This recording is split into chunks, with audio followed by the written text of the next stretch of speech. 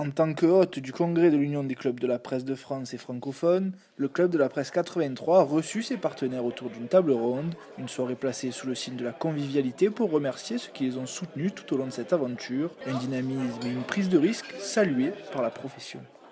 Le fait que ce soit le club de la presse du Var qui organise cette manifestation où il y aura presque 100 journalistes, c'est très important et c'est très symbolique là aussi.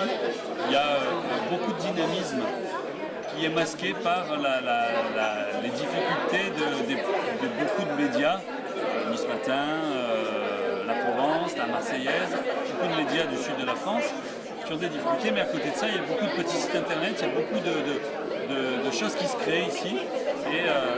Donc que le club de la presse du Var soit à l'organisation de cet événement important n'est pas un hasard et n'est pas anodin. Donc c'est plutôt un message intéressant et fort qu'on peut envoyer à la profession à l'échelle nationale.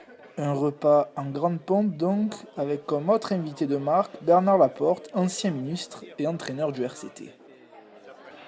C'est pas le joueur ou l'entraîneur que je voulais inviter pour vous, mais c'est l'homme. Merci beaucoup Yves pour ce plébiscite, c'est très gentil. On aime les gens vrais, qu'ils soient dans l'excès ou pas, peu importe, moi ce que j'aime c'est les gens qui disent les choses. L'occasion rêvée pour donner la parole aux partenaires.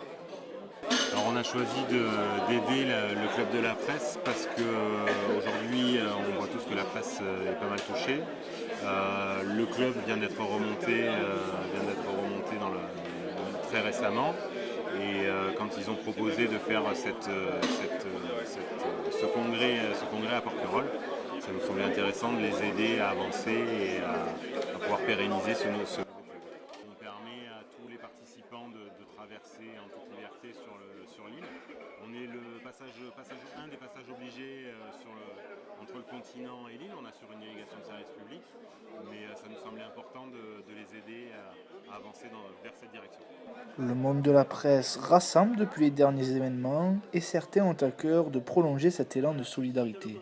Nous avons aidé le club de la presse 83 principalement après une rencontre avec Yves Mérens et parce que ça nous tenait à cœur notamment par rapport au dernier événement de Charlie Hebdo notamment, et du coup sur la liberté de la presse c'était un moyen pour nous de continuer à participer à la liberté de la presse qui est extrêmement importante dans notre démocratie.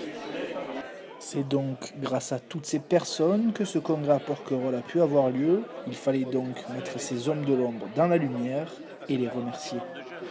C'est grâce à vous, parce que vous nous avez aidés, on a eu des échanges, des concours, et donc on peut compter sur vous. Santé!